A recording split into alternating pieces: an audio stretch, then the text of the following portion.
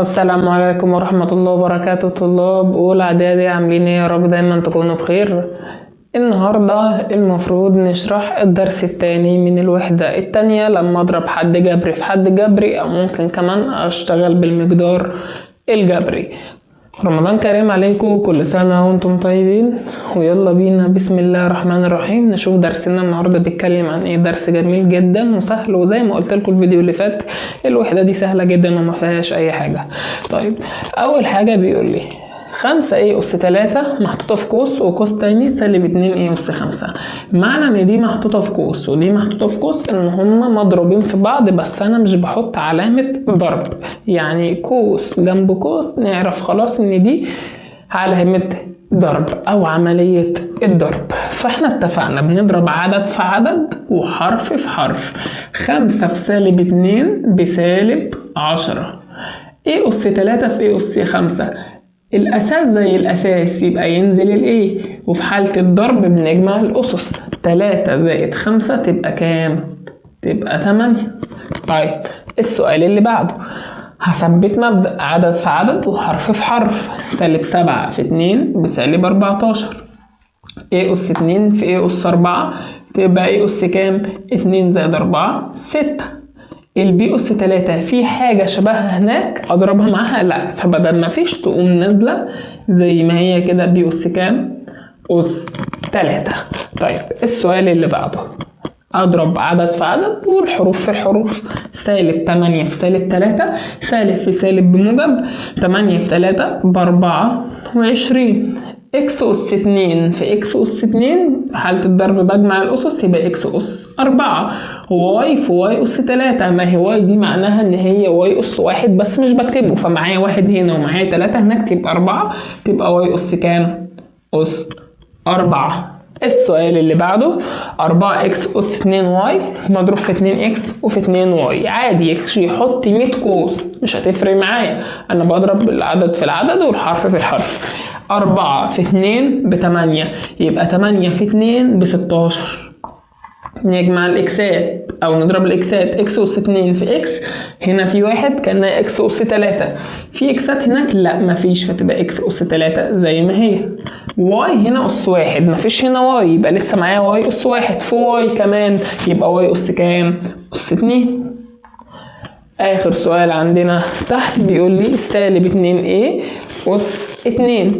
ما هي أس 2 يعني مضروبة في نفسها كم مرة؟ مرتين، يعني كأنه كده بيقول لي -2A مضروب في -2A بس كده.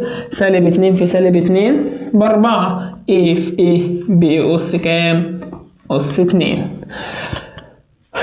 نخش في مسائل تانية. والدرس على فكرة يعتبر مش جديد، لان دي يعتبر كان بيجيلي شوية مسائل حتى في المعادلات او في المتباينات. احنا كنا بنخلص الحاجات دي في النص، كان في زي اللي هناخدها دلوقتي زي دي. مش كانت لما تيجي نقول بنضرب مرة هنا ومرة هنا؟ في حاجات مش جديدة، بس بنكتب الخطوات بقى بإجابات دقيقة. يعني المفروض 2 هضربها مرة هنا و2 هضربها مرة هنا، عشان عندي الجزء ده وعندي الجزء ده. فافتح قوس كده واكتب 2 واقفل القوس. هضربها اول مرة في مين؟ في 3 تنزل 3 واقفل القوس. قابلني علامة مين؟ ناقص. المفروض اضرب 2 في مين؟ في 5. فهفتح قوس واكتب 2 وافتح قوس التاني اكتب 5 ونخلص. عدد في عدد وحرف في حرف. 2 في 3 ب-6. ام في ام بام أس 2 ناقص تنزل 2 في 5 ب-10. ام هنا مفيش حاجة زيها هناك فتنزل زي ما هي بمنتهى البساطة. طيب هنا يبقى -3 إكس هضربه مرة هنا وهضربه مرة هنا وهضربه مرة هنا. يبقى افتح قوس -3 إكس هضربه في مين مرة؟ أول حاجة 7 إكس أس 2. قابلني علامة إيه؟ ناقص. تنزل الناقص. مين الدور عليه؟ ال5 إكس. يبقى أضرب الأول -3 إكس في 5 إكس. قابلني علامة مين؟ زائد -3 إكس تتضرب في مين؟ في 2. بس كده، وابدأ اظبط. سالب 3 في 7 بسالب 21. اكس في اكس أس 2 تبقى اكس أس 3 ناقص تنزل افتح قوس. سالب 3 في 5 بسالب 15. اكس في اكس باكس أس 2 زائد افتح قوس. يعني يفضل الإجابات في الأول تتحط في قوس. سالب 3 في 2 بسالب 6. الإكس تنزل عشان مفيش حاجة أضربها فيها هناك. أظبط شكل المسألة دي مظبوطة، تنزل زي ما هي. سالب 21 إكس أس 3 سالب في سالب بموجب، وده ينزل عادي. 15 إكس أس 2 موجب في سالب بسالب، وده ينزل عادي اللي هو 6 إكس. بمنتهى البساطة. عايز تبسطها كمان ممكن اقسم على التلاتة هنا وعلى التلاتة هنا وعلى التلاتة هنا. يعني سالب 21 على التلاتة مش فيها سالب 7 اكس أس 3 زائد 15 على التلاتة فيها الخمسة اكس أس 2 ناقص 6 على التلاتة فيها الاتنين كام؟ اكس. عشان لو جت مثلا في الاختر مش موجودة دي يبقى انت تبسطها تجيبها بالمنظر ده. طيب السؤال اللي بعده هو نفس الفكرة. ده برضو همسكه اضربه مرة هنا وهضربه مرة هنا وهضربه مرة هنا في الحدود يعني كلها هنا وهنا وهنا. طيب نمسك كده 4 AB هضربها مرة في 3A قابلني علامة ناقص. 4 AB هضربها مرة في 5B قابلني علامة زائد. 4 AB أضربها مرة في 3AB وأبدأ أخلص السؤال عندي عادي زي ما اتعلمت. طيب هنخلص السؤال ازاي؟ بمنتهى البساطة. 4 في 3 ب12. A في A ب A أس 2. B ملهاش حاجة هنا فتنزل ناقص 4 في 5 ب20. A في حاجة هنا فيها ايه؟ لا فتنزل زي ما هي. في هنا بي في هنا بي يبقى بي في بي بي أس كام؟ بي أس 2 زائد 4 في 3 ب 12. ايه في ايه أس 2 بي في بي أس كام؟ أس 2. ونقدر نبسط هنا برضو عادي. لو عايزين ممكن نقسم على الاتنين. فلما نقسم على الاتنين تبقى 12 على الاتنين فيها 6 A تربيع بي ناقص 20 على الاتنين فيها 10 AB تربيع زائد 12 على 6 فيها 12 على 2 عفوا فيها 6 A تربيع B تربيع. تمام. بنختار رقم بيقبل على الأرقام كلها. ممكن أقسم على الاتنين تاني. أنا كان ممكن في الأول أقسم على الأربعة وأريح دماغي. تعالوا كنا نعدلها نقسم على الأربعة بدل ما نقعد نبص كل شوية نشوف أكبر رقم نقدر نقسم عليه. هو الأربعة. 12 على 4 فيها 3. 20 على 4 فيها 5. 12 على 4 برضو فيها 3. بمنتهى البساطة.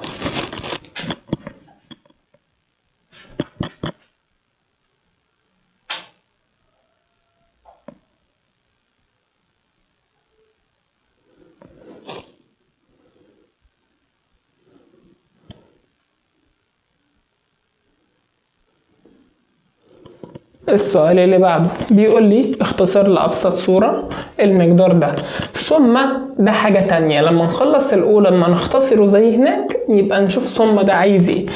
ادي المقدار. هو معنى ده هضربه مرة هنا ومرة هضربه كمان في الجزء ده. يبقى المفروض هنا عندي 2x هضربها في 3x قابلني علامة ناقص. المفروض 2x هضربها في كام؟ في 2.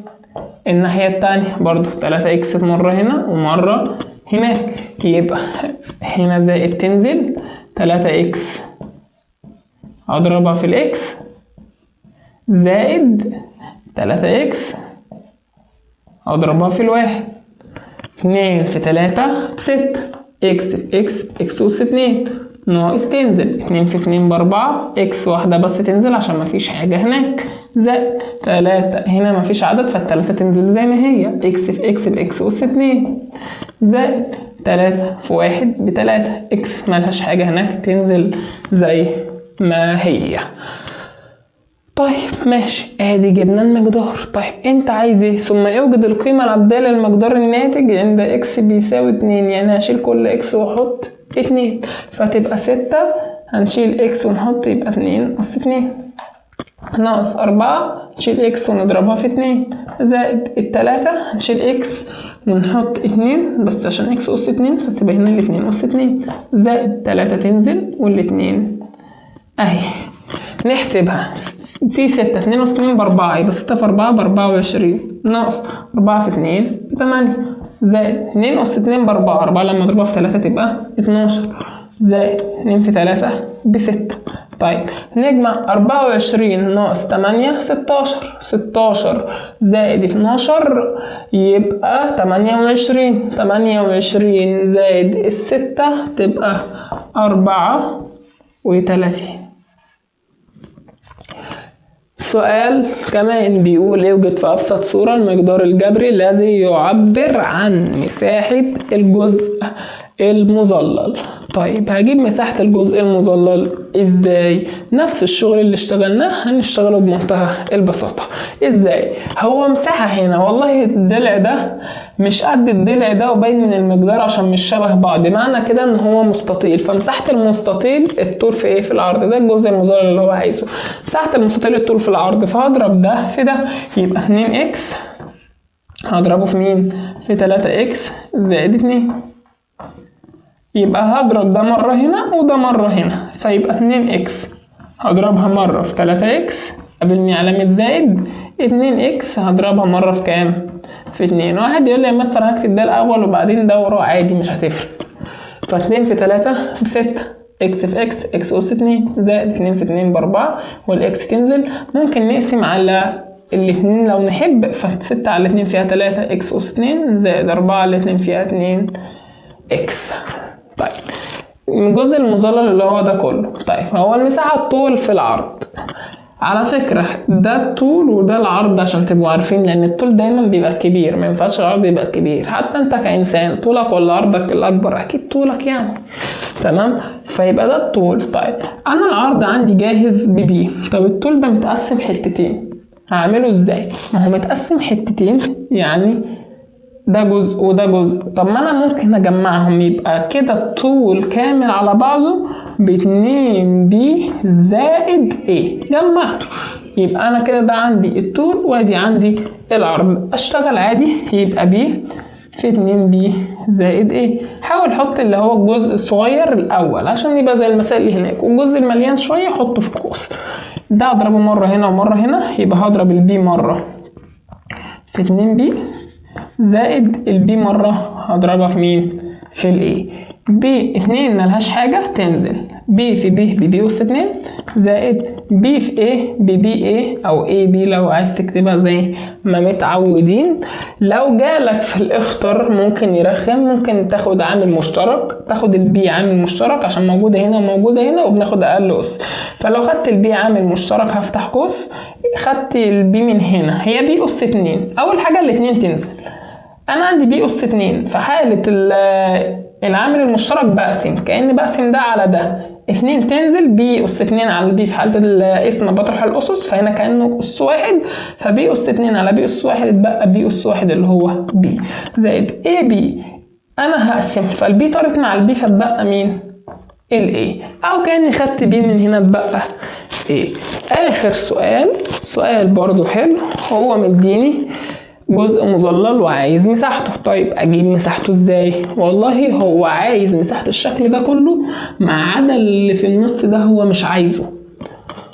طب اجيبها ازاي؟ انت عايز كل الشكل ما عدا الحتة اللي في النص. طب ما انا ممكن نعمل فكرة، نجيب مساحة الشكل كله ونطرح منه الحتة اللي في النص، يعني نجيب مساحة الشكل اللي فوق ومساحة الشكل اللي جوه ونطرحهم من بعض، يبقى انا كده جبت مساحة الشكل الكبير. اجيب ده كله واطرح منه اللي جوه، فمساحة الكبير كام؟ اكيد هضرب ده في ده اللي هو 3 اكس هضربه فيه 5 اكس زائد 4.